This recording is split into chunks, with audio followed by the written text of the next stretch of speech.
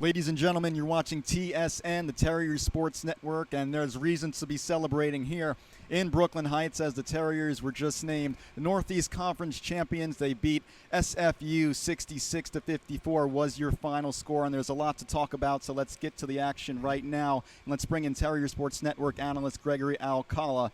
And Greg, they won the championship. The banner's going to be hung up. What's this championship going to do for the community at large? Well, I mean, it's definitely big. I mean, when you look at the season that they've had, they're definitely crushing records and they're making history. It's been 51 years since they've been to the postseason.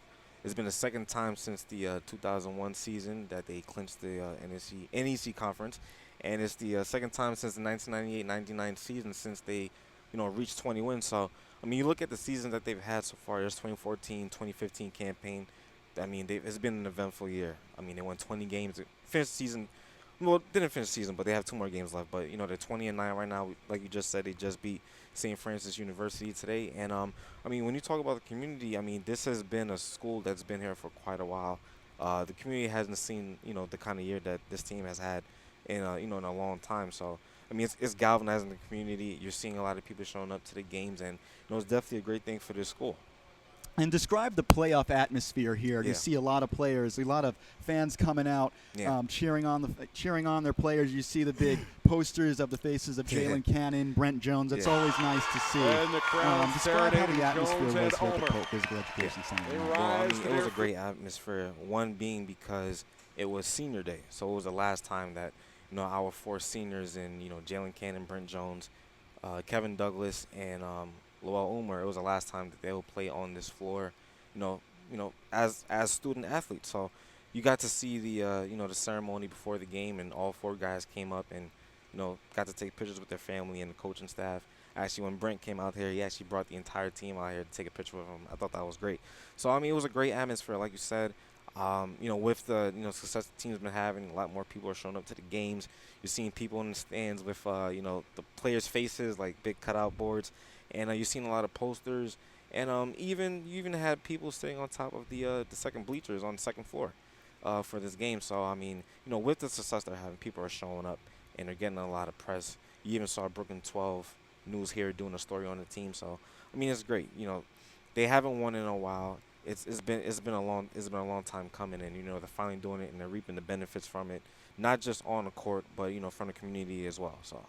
And it was a special day today. It was senior day. Yes. We saw guys being honored. You saw Jalen Cannon being honored. Yeah. You saw Brent Jones being honored, Lowell Omer, as well as Kevin Douglas. Those guys are going to be subtracted next year.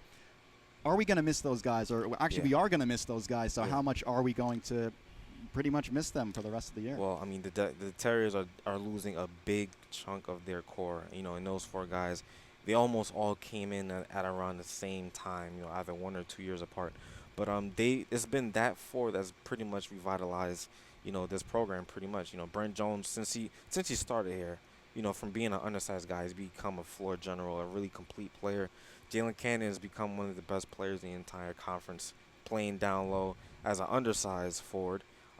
Kevin Douglas seems like he's really been a glue guy. Even with sometimes he's had some injuries over a couple of years. You still see him here at the games cheering on his teammates, and every time he comes in the game, he's playing defense. He gets some outside shots, and definitely Lowell Omer. He's pretty much been their defensive guy, his entire stay here, and he's accepted their roles. I think that's the biggest, the most significant thing about those 4 guys. They've accepted their roles as their roles on the team. And they're not just great players, they're great people as well. And I think that's what the Terriers are losing. It's definitely going to hurt next year when those guys are not here. But I'm pretty sure that they'll be back. They'll be back to help out the team and check on the players that they left behind and kind of be role models to the guys that are still on the team. So. And one of the more impressive things to see is when you walk into St. Francis College, you see the oversized bulletins, the oversized newspaper clippings like from USA Today, the New York Times, and even they were featured in NBC4 New York by Bruce Beck recently. Great story. Exactly. And when you look at all that hype, do you read into all that hype? Do you think it bothers the team at all? Well, me personally, for being a fan of this team and being a student here for the last 4 years, graduated 2014. I don't really like the hype. I mean, it's great, that they're getting this press. They deserve it. They've definitely had some down years, and they've been one of those teams that's nobody really looked at until the last couple of years where they're getting double-digit wins, and they're getting the press. But yeah, they're benefiting from the press. It's a great thing. I think what they have to look at here is with that press comes responsibility. If they really want to take themselves seriously and change the guard as a program and becoming one of those top teams in New York City, you're gonna get pressed. You can't shy away from the moment. I mean, they are playing in Brooklyn, and Barclays Center is like right down the block. So if you really want to take yourself seriously, you gotta learn how to play with that pressure. And part of that is getting the pressure that they're receiving right now. They have to learn how they're gonna play with that, and it can only get better. It can only get better as far as they go in this conference, in the conference tournament coming up, and even into next year. I don't know where they're gonna be ranked. We don't know what's gonna happen, but they're gonna receive some press next year, especially after the season they just had. So, we'll see what they can do in the conference and how well they'll be able to cope with the press they're getting right now. Hopefully they can. We'll have to wait and see. Yeah. Greg, thank you so much for your insight. No Pleasure problem, man. as always. And the Terriers extended their winning streak to 8.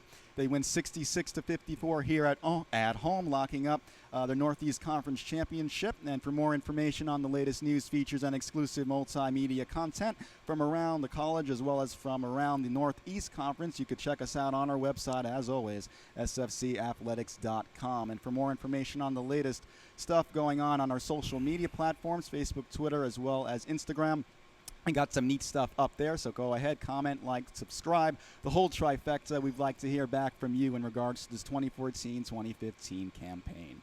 Reporting from the Pope Physical Education Center here in Brooklyn Heights alongside Gregory Alcala, I'm Michael Garay. You're watching the Terriers Sports Network.